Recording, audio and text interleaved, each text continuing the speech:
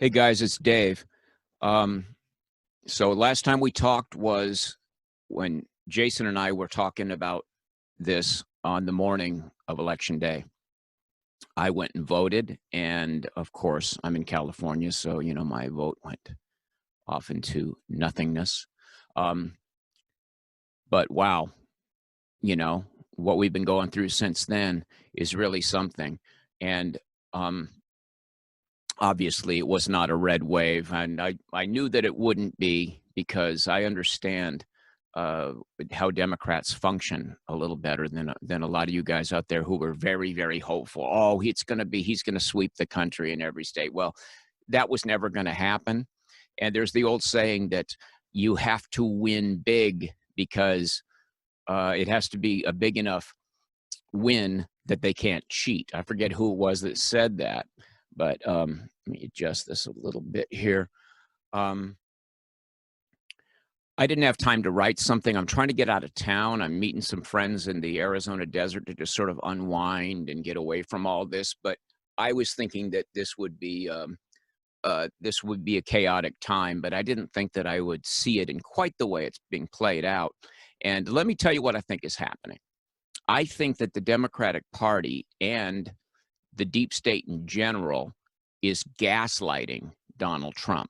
Now, you've heard that term a few times lately, and Donald Trump's now being accused of gaslighting people. What that means, for those who don't know, it's a term that comes from the old movie Gaslighting in 1940s movie. I never saw the movie, so I'm really not 100% sure what the movie is about, but the term means creating sort of a narrative or a series of events that makes a person think that they're going crazy. It's a little bit different than driving somebody crazy, but it's also driving somebody crazy. But it's creating a series of events that you can't pin down, and makes you think, am I nuts? Is this really happening? Am I crazy? And I think that we're all feeling that right now. I mean, I'm the last guy to buy into any kind of conspiracy theory. Really, I generally think, well, people can't keep secrets, so therefore conspiracy theories are usually bogus. But I know how the Democrats work, and I always compare them to like a school of fish or a flock of birds. Like, you look at the school of fish and they're all moving in perfect unison, and try to pick out which fish is leading, right? There's no fish leading. They're all reacting to one another. And I think that that's what's been going on all along through the Trump presidency. Is there's been this coup, but it's not a coup where a bunch of people, wearing hammer and sickle armbands got together in basements and planned to overthrow the government. They just start moving in the direction of it. And everybody knows, oh yeah, I'm playing along. Oh, Schiff said something. Okay, I'll play along with that. Oh, Comey said something. I'll play along with that. So they know who the anti-Trumpers are, and the anti-Trumpers know what to do. And there's a lot of anti-Trumpers still in the Republican Party, especially in the reaches of government where people are locked down in these jobs and building pensions that they've been there forever and they have no intention of leaving. They don't want somebody to come in and drain the swamp. They live in the swamp. So they've been setting up Donald Trump with this gaslighting thing, trying to make him do strange that. Well, this is slightly apart from gaslighting, but they figured out that if you hit Donald Trump enough times with a repetitive question that is coming in the form of an attack on his character.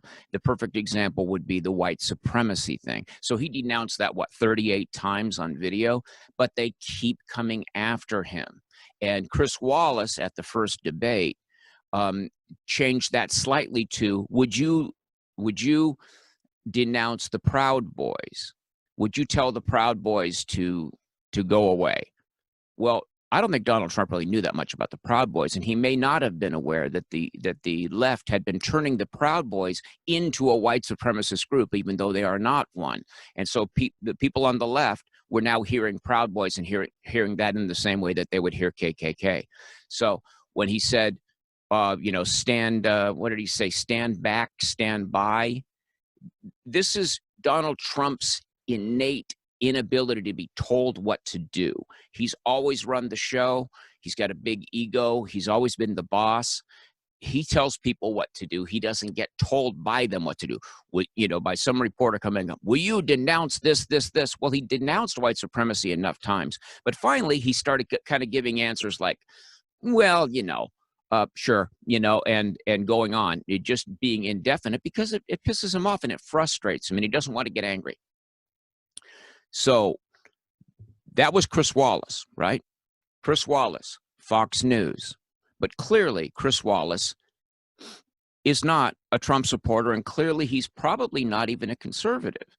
So there's more and more people over there, Donna Brazil, who are in the mix, but primarily this guy who's running the what do they call, the decision desk, Aaron Mishkin. And the night of the coverage, I don't have a television here, but I went over to a friend's house and watched the coverage on Fox News, and they had the whole team there.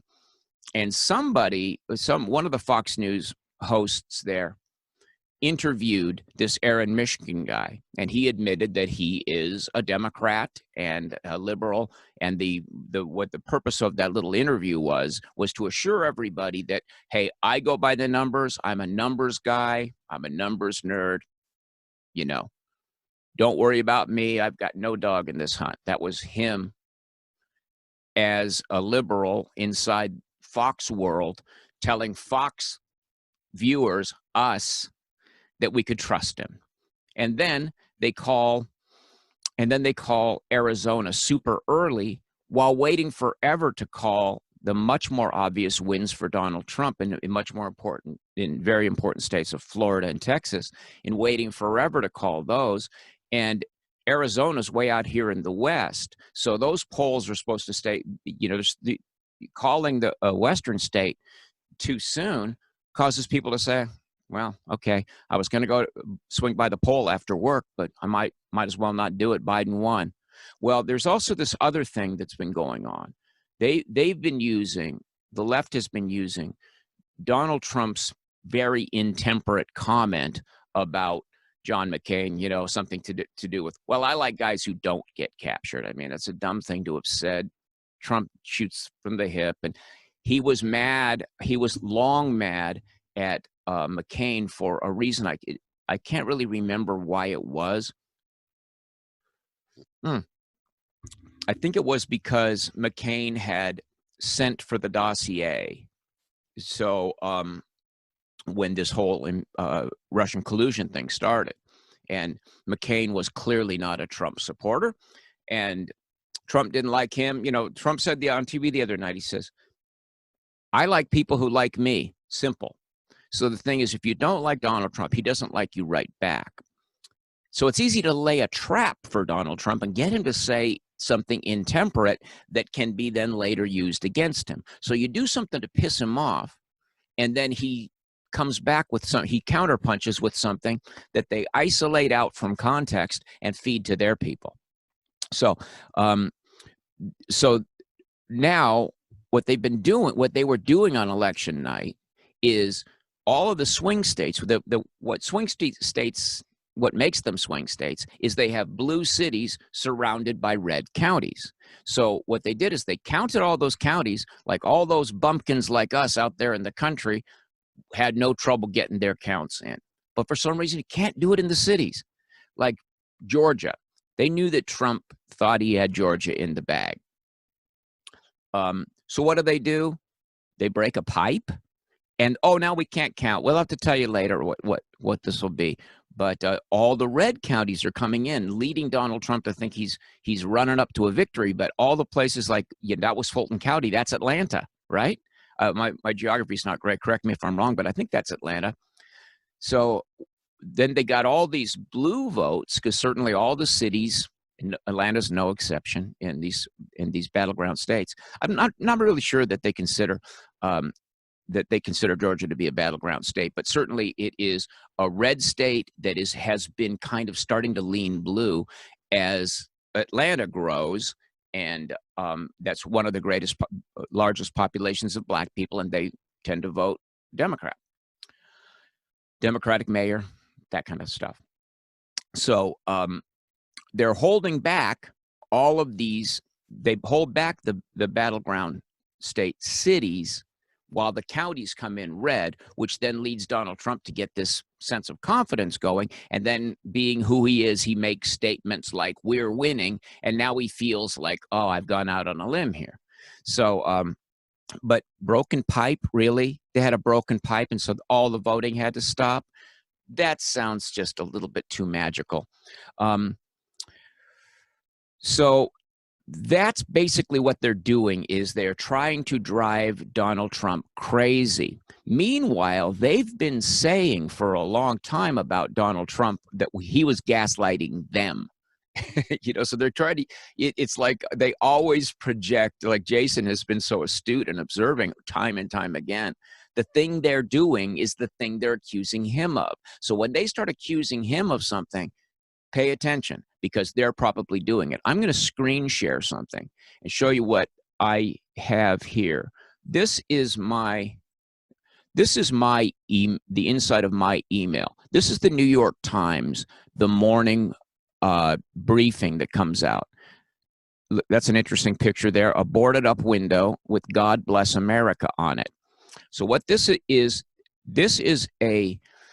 it's a newsletter that comes out every single morning. I subscribe to the New York Times for the last about 6 months because I thought I needed to know what they were saying. And this is written by a guy named David Leonhardt. He's a columnist and very hard left kind of guy, very obviously, or certainly left wing. So this comes out to every subscriber to the New York Times every morning. All right.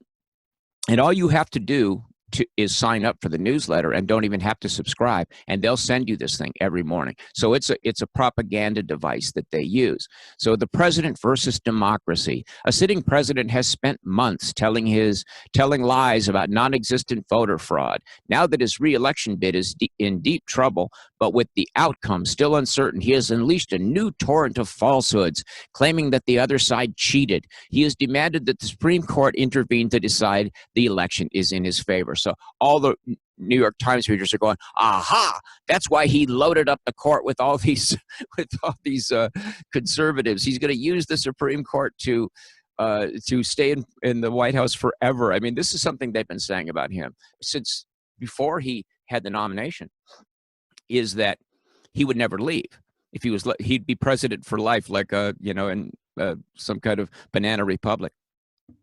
So it says here, his reporters are staging protests in Arizona, Michigan, Nevada, and Pennsylvania meant to interfere with legitimate vote counting. In Phoenix, some have showed up to the state capitol with guns, as you see in this short video taken by my colleague, Simon Romero. So that short video is this. Now, I don't have any sound for you guys. I don't know how to get that going, but it doesn't really matter. All that you'd hear is they're saying, shame on Fox, shame on Fox. Do you see armed people? Do you see armed people? There's no armed. Okay, I think that there's one person carrying a rifle, an open carry. This is in Phoenix, where you can open carry, right? But this is not an armed mob storming the State House, as they'd like you to believe. So let me go back over here. So then he goes down, and it's more, you can pause this and read the rest of this statement from David Leonhardt if you want. But then they go down 4 more, and then they refer you to other left-wing columnists who are writing about it. Here's Susan Glasser at The New Yorker. There have been many times over the past 4 years that covering Trump's Washington felt like a foreign assignment to me. Never more so than while driving around the Capitol these past few days and seeing boarded up storefronts and streets cordoned off for blocks around the White House in anticipation of unprecedented post-election violence. I have seen such scenes before in places like Azerbaijan and Russia. This is Trump's America. It is not the America I have known. Okay, let's jump out of here. They're showing the boarded up windows, and the only one that they could show that had any damage said, God bless America.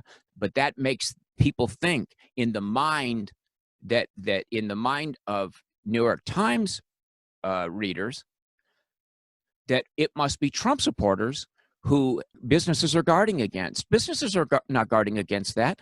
I was in Los Angeles through the riots. You guys saw all the riots in the cities. All this plywood and oriented strand board, what should they call that? You know, that different stuff that's plywood, sort of. Um, these are guarding against the rioting if Trump wins, especially if Trump had won clearly. But if Trump wins through the courts, that's when the riots will happen. So those places will be boarded up. Like the rioters are going, is it time to riot? Do we hold back? What's going on? Even the rioters are confused about what to do next. But this is clearly the left trying to gaslight Donald Trump. They're trying to confuse and baffle him, frustrate him, and make him say more things that they can then turn around and say, see, he's not going to leave. And would you leave? So I remain a person skeptical of conspiracy theories, but this sure seems like some hanky panky going on. So I don't know. Hang in there. I just wanted to say, get this stuff off my chest this morning. I haven't really woken up yet. I'm just having my coffee. But I'm trying to get out of town so I can just chill and just get away from all this. But how can you leave when it's so up in the air like this? So anyway, that's all I got for you guys. Take care of yourselves. Leave your comments below. Talk to one another. And remember, this is America and there's some good things happening. If we do lose the presidency, and it looks like we very well might, so let's prepare ourselves for the worst case scenario. We did, it looks like, maintain control of the Senate and added significant seats in the House. So it's going to be very hard for the hard left to really radically reshape the country. I've been saying for quite a while that I think that if Biden comes in for 2 years, they'll be more or less on their best behavior. First off, they're going to have to rebuild everything that has been destroyed by their wild overreaction to COVID, which they're, of course, going to blame on Donald Trump. They're going to say, we have to rebuild from Trump's COVID recession. We're going to have to rebuild from all of the damage that Donald Trump did in the pandemic.